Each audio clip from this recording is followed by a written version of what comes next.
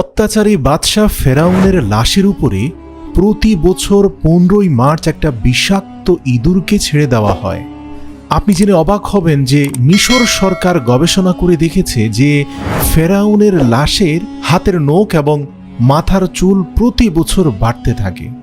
শুধু তাই নয়, এই লাশের ভেতর থেকে একটা নির্দিষ্ট সময়ে অদ্ভুত আওয়াজ বের হয়। প্রিয় দর্শক, আজকের ভিডিওতে এই সকল অজানা তথ্যের ব্যাখ্যা আপনাদের সামনে স্পষ্ট করব ইনশাআল্লাহ।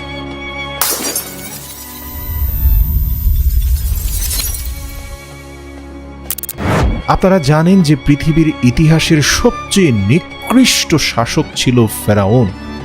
যদিও ফেরাউন কোনো বিশেষ ব্যক্তির নাম নয়, তৎকালীন ক্ষমতাধর মিশরের বাদশাদের উপাধি ছিল ফেরাউন। তবে আমরা যে ফেরাউন বা বাদশার কথা বলছি তার ব্যক্তিগত নাম ছিল ফেরাউন দা রামেসিস, যে নিজেকে খোদা দাবি করত। পবিত্র কোরআনে আল্লাহ তাআলা বলেন, ফেরাউন বলেছিল, আনা রব্বুকুমুল আলা, আমি হচ্ছি তোমাদের শ্রেষ্ঠ রব। আল্লাহু আকবার, নাউযু বিল্লাহ। ভাবুন, পৃথিবীর ইতিহাসের যত মূর্তি পূজারী আছে তারাও বলে যে আমাদের মূর্তিগুলো হচ্ছে সহকারী খোদা, কিন্তু রব্বুকুমুল আলা, আল্লাহই হচ্ছেন সর্বশ্রেষ্ঠ খোদা। অথচ দেখুন এই ফেরাউনের দাম্ভিকতা কোন পর্যায়ে গিয়েছে। সে মুশরিকদের চেয়েও অনেক বেশি আত্ম অহংকারী ছিল। সে বলেছিল, আমি তোমাদের শ্রেষ্ঠ রব। জেনে অবাক হবেন যে কোরআনের 27টি সূরায় সর্বমোট 74 বার ফেরাউনের কথা উল্লেখ রয়েছে, এবং উল্লেখ রয়েছে তার করুণ পরিণতির কথা। ঘটনার শুরুটা হয়েছিল এমন যে ফেরাউন যখন মূসা আলাইহিস সালাম এবং তার অনুসারীদের সাথে যুক্তি তর্কে হেরে গিয়েছিল, তখন সে ক্রুদ্ধ হয়ে বলেছিল, আমি বিপরীত দিক থেকে তোমাদের হাত পা কেটে দেব, অতঃপর তোমাদের ফাঁসিতে চড়াবো। আল্লাহ রাব্বুল আলামিন মূসা আলাইহিস সালামকে বললেন, হে মূসা, তুমি রাত শেষ হয়ে ভোরের আলো ফোটার আগেই বনী ইসরায়েল জাতিকে নিয়ে লোহিত সাগরের দিকে রওনা হও। মনে রেখো, নিশ্চয়ই ফেরাউন তোমাদের পিছু করবে। অতঃপর মূসা আলাইহিস সালাম যখন তার কওম বনী ইসরায়েলকে নিয়ে রাত্রিবেলায় পথ চলতে শুরু করলেন এবং লোহিত সাগরের কাছে চলে আসলেন, যেটাকে বর্তমানে রেড সি বলা হয়, অনেকেই বলেন ফেরাউন এবং মূসার ঘটনাটা নীল নদে ঘটেছিল। প্রিয় দর্শক, একটা কথা স্পষ্ট বলি যে পবিত্র কোরআনে আল্লাহ তাআলা স্পষ্ট বলেছিলেন বাহারুন। বাহারুন শব্দের অর্থ হলো সমুদ্র, অথচ নদী আরবি হলো নাহারুন। কাজেই পবিত্র কোরআন যেহেতু বাহারুন শব্দটি ব্যবহার করেছে, এতে কোনো সন্দেহ নেই যে ঘটনাটা লোহিত সাগরে ঘটেছে। তো যাই হোক, বিশাল দলবল নিয়ে লোহিত সাগরের পাড়ে এসে দিক বিদিক ছুটোছুটি শুরু করলো বনী ইসরায়েল জাতি। উপায় না পেয়ে তারা বলতে লাগলো, হে মূসা, আমরা তো মৃত্যুর মুখোমুখি এসে দাঁড়িয়েছি, সামনে সমুদ্র, পেছনে শক্তিশালী ফেরাউনের বাহিনী। আল্লাহ তাআলা পবিত্র কোরআনে বলেন, হযরত মূসা আলাইহিস সালাম তখন বলেন, নিঃসন্দেহে আমার সাথে আমার রব রয়েছে, তোমরা দুশ্চিন্তা করো না, তিনি আমাকে পথ প্রদর্শন করবেন। সুবহানাল্লাহ। অতঃপর আল্লাহ তাআলা বললেন, হে মূসা, তুমি তোমার লাঠি দ্বারা সমুদ্রে আঘাত করো। অতঃপর হযরত মূসা আলাইহিস সালাম আঘাত করা মাত্র এক বিশাল প্রশস্ত রাস্তা তৈরি হয়। প্রিয় দর্শক, আপনাদের জানিয়ে রাখি যে বিজ্ঞান গবেষণা করে দেখেছে যে সমুদ্রের মধ্যখান দিয়ে পানি বিভক্ত হয়ে যে রাস্তাটা তৈরি হয়েছিল তার দুপ্রান্তে সুউচ্চ পাহাড়ের মতো পানি দাঁড়িয়েছিল। আর আপনারা জানেন লোহিত সাগরের গভীরতা কম বেশি 2 থেকে 3,000 ফিট। সুতরাং সমুদ্রের তলদেশের রাস্তার দুপাশে অন্তত 3,000 ফিট উঁচু পানির স্তর ছিল। আল্লাহু আকবার। এবং সেই পথ দিয়ে হযরত মূসা আলাইহিস সালাম এবং তার লক্ষ লক্ষ বনী ইসরায়েলের বাহিনী সমুদ্র পাড়ি দিতে লাগলো। ফেরাউন এবং তার দলবল এসে যখন সমুদ্রের মধ্যখানের রাস্তা দেখল, তখন ফেরাউনের অন্যতম সেনাপতি হামান বলল, মহারাজ, আমরা তো ইতোপূর্বে সমুদ্রের মধ্যখানে এমন রাস্তা দেখিনি, জীবনে বহুবার এখানে এসেছি। তখন ফেরাউন বলল, এই রাস্তা আমি নির্মাণ করেছি, আমার হুকুমে হয়েছে। কেন তোমরা জানো না, আনা রব্বুকুমুল আলা, আমি তোমাদের শ্রেষ্ঠ রব? নাউযুবিল্লাহ। প্রিয় দর্শক, দাম্ভিকতা, অহংকার ফেরাউনের চোখকে অন্ধ করে দিয়েছিল। আল্লাহর সৃষ্টি সকল কিছুই তার নিজের মনে হতে থাকলো। এরপর আল্লাহ রাব্বুল আলামিন পবিত্র কোরআনে বলেন, আমি সম্মান এবং মর্যাদার সাথে নিরাপদে বনি ইসরায়েল জাতিকে পুরো 1.5 থেকে 200 কিলোমিটার লম্বা লোহিত সাগর পার করে দিলাম। আর মোটামুটি 100 কিলোমিটারের মধ্যখানে মানে লোহিত সাগরের মাঝ বরাবর যখন ফেরাউন আসলো, সাথে সাথে সমুদ্র দুই পাশ থেকে তার হাঁক ডাক গর্জন দিয়ে একত্রিত হয়ে গেল, যার নিচে চাপা পড়ল বিশাল শক্তিধর ফেরাউনের অত্যাচারী বাহিনী। পরিস্থিতি ব্যাগতিক দেখে তৎক্ষণাৎ ভয়ে আতঙ্কে ফেরাউন বলতে লাগলো, আমি ঈমান আনলাম, লা ইলাহা ইল্লাল্লাহ মূসা কালিমুল্লাহ, আল্লাহ ছাড়া কোনো মাবুদ নেই। আমি ঈমান আনলাম মূসার রবের প্রতি, ঈমান এনেছি হারুনের রবের প্রতি। আল্লাহ তাআলা জবাবে বললেন, ইতিপূর্বে তুই ছিলি চরম অবাধ্য এবং পৃথিবীতে ফাসাদ সৃষ্টিকারী, সুতরাং তোর এই ঈমান গৃহীত হবে না। প্রিয় দর্শক, এখান থেকে আমাদের সকলের জন্য একটা শিক্ষণীয় বিষয় হচ্ছে, যারাই ভাবেন যে শেষ বয়সে হজ করে তওবা করে আমি পাক সাফ হয়ে যাব, এখন জীবনটাকে উপভোগ করি, একবার ভেবে দেখুন, কে জানে শেষকালে হয়তো লা ইলাহা ইল্লাল্লাহ পড়বেন, কিন্তু আল্লাহ হয়তো তৌফিক দিবে না, অথবা আপনার কালেমা কবুল হবে না ফেরাউনের মতো।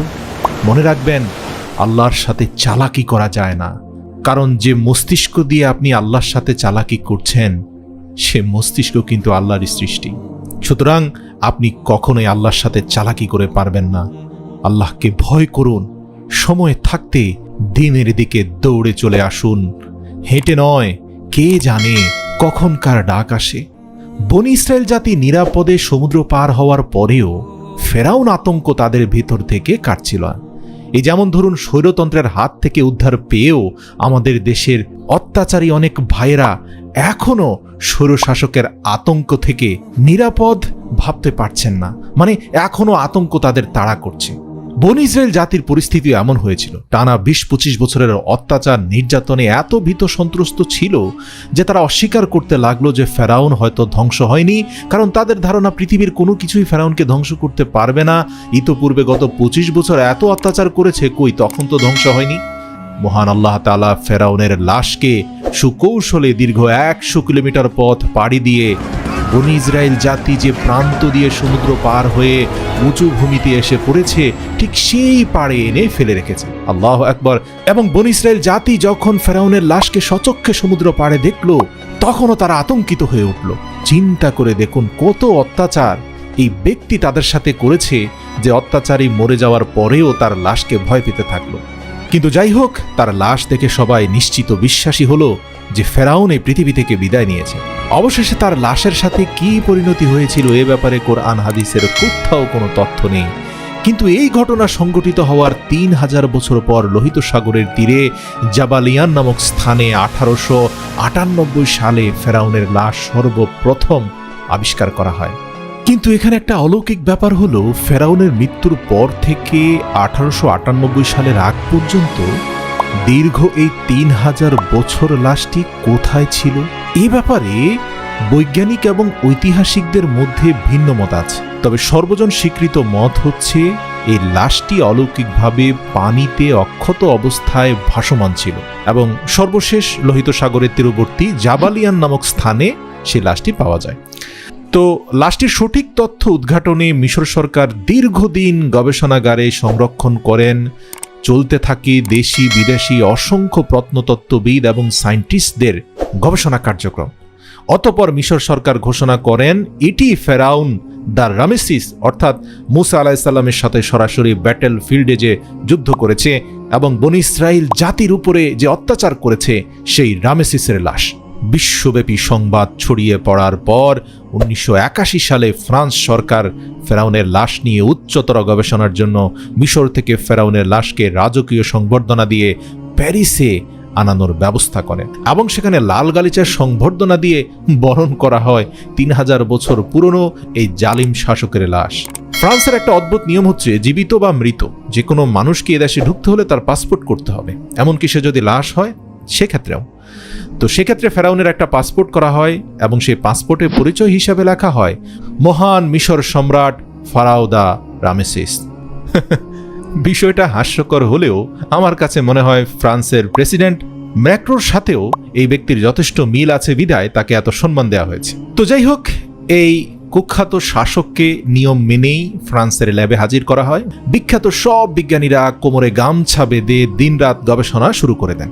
তো গবেষণার সর্বশেষ ফলাফল হচ্ছে তার শরীরে উল্লেখযোগ্য সংখ্যক কমপ্লেক্স সল্ট বা জটিল কিছু সামুদ্রিক লবণ পাওয়া গেছে এবং এই সামুদ্রিক কণাগুলো শুধুমাত্র সমুদ্রে থাকলেই পাওয়া সম্ভব। এছাড়াও তার হাঁটুতে বেশ কিছু চোটের চিহ্ন প্রমাণ করে যে বড় বড় ঢেউ রুখতে গিয়ে তার এই অবস্থা হয়েছে। সেই গবেষণা টিমের প্রধান ছিলেন ডক্টর মরিস বুকাইলি। তার সহযোগী এক মুসলিম গবেষক তাকে বলল যে ফেরাউনের এই লাশ সম্পর্কে পবিত্র কোরআনে 1400 বছর আগে থেকেই বলা হয়েছে। মরিস বুকাইলি বলল, পবিত্র কোরআন এটা কোত্থেকে এলো? তখন তিনি বললেন, হযরত মুহাম্মদ সাল্লাল্লাহু আলাইহি সাল্লাম নিজের মুখ দিয়ে পবিত্র কোরআনের বাণী বলেছেন আল্লাহর তরফ থেকে। মরিস বুকাইলি খুবই বিস্মিত হন, বলেন, অসম্ভব ব্যাপার, ফেরাউনের মৃত্যুর তথ্য আমরা কেবলই আবিষ্কার করলাম, আজ থেকে 1400 বছর আগে মুহাম্মদ কি করে এমন কথা বলবে সাল্লাল্লাহু আলাইহি ওয়াসাল্লাম। পরে তিনি পবিত্র কোরআন খুলে নিজেই যখন এই সকল আয়াত দেখলেন যেখানে আল্লাহ রাব্বুল আলামিন বলছেন, এখন তুমি ঈমান আনছো ফেরাউন, অথচ একটু আগেও তুমি অত্যাচারী ছিলে, আজ তো আমি শুধু তোমার লাশকে জীবিত রাখব যাতে কিয়ামত পর্যন্ত তুমি মানুষের কাছে নিদর্শন হয়ে থাকো। আল্লাহু আকবার। এই আয়াত পড়ে মরিস বুকাইলি আকাশ থেকে পড়লেন, বলতে থাকলেন, এই আয়াত পেলে 5 বছরের দীর্ঘ গবেষণা আরও সহজ হয়ে যেত। সত্যি কোরআন থেকে দূরে থেকে কতই ভুল না তিনি করেছেন। পরবর্তীতে তিনি ইসলাম গ্রহণ করে নিজেকে ধন্য করেন। সুবহানাল্লাহ। তো যাই হোক, সর্বশেষ বৈজ্ঞানিকভাবে স্পষ্টত প্রমাণিত হয়ে যায় যে এটি হচ্ছে ফেরাও দা রামেসিস, অর্থাৎ মুসা আলাইহিস সালামের যুগের পাপিষ্ট ফেরাউন। তখন মিশর সরকার লাশটি কায়রোর জাদুঘরের রাজকীয় মমি চেম্বারে একটি কাচের ফ্রেমে প্রদর্শনের জন্য সংরক্ষণ করেন। একটা মজার ব্যাপার, এই দেহটি কোনো বিশেষ ব্যবস্থায় মমি করা ছাড়াই সংরক্ষিত আছে, কেননা মিশরের অন্যান্য সকল সম্রাটদেরকে মমি করে রাখা হয়, কিন্তু এটি মমি ছাড়াই সংরক্ষিত আছে এবং বিজ্ঞানের কোনো ব্যাখ্যা দিতে পারছে না। এবং এর গায়ে যে কমপ্লেক্স সল্ট পাওয়া গিয়েছে, এগুলো অদ্ভুতভাবে এমন কিছু উপাদান রয়েছে যা একটা লাশকে কয়েক হাজার বছর পর্যন্ত টিকিয়ে রাখতে পারে। আরেকটি অবাক করা বিষয় হলো ফেরাউনের লাশের কিছু অংশে অলৌকিকভাবে বৃদ্ধি পেতে থাকে, যা প্রতি বছর মার্চের 15 তারিখ লাশের উপর একটি বিষাক্ত ইঁদুরকে ছেড়ে দেওয়া হয় এবং সেই ইঁদুরটি তার ছোট ছোট দাঁত দিয়ে কেটে ফেরাউনের শরীরে বাড়তে থাকা সেই অংশগুলো খেয়ে সাবাড় করে দেয়। আরও অবাকের বিষয় হচ্ছে অলৌকিকভাবে ফেরাউনের নখ এবং চুলগুলো বৃদ্ধি পায়, যা সত্যি অবাক করা ব্যাপার। সম্প্রতি ফেরাউনের লাশে একটা অদ্ভুত আওয়াজ বের হয়েছে। ধারণা করা হচ্ছে এই আওয়াজটা শুধুমাত্র সেদিন বের হয় যেদিন মূলত সে নীল নদে ডুবে মৃত্যুবরণ করেছিল, এবং এই আওয়াজটাও পৃথিবীকে হতবাক করে দেয়। কি অদ্ভুত সেই আওয়াজ!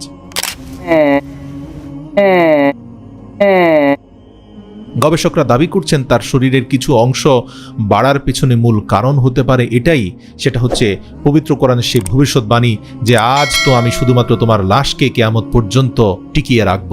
আর আমরা জানি যে কোনো জড় বস্তু, সেটা মানবদেহ হোক, সেটা যদি দীর্ঘদিন পর্যন্ত সংরক্ষণ করতে হয় তাহলে আপনাকে মাথায় রাখতে হবে প্রতিনিয়ত এই লাশটা কিন্তু বায়ুমণ্ডলে থাকা বিভিন্ন উপাদানের সাথে বিক্রিয়া করে ক্ষয় পেতে থাকে।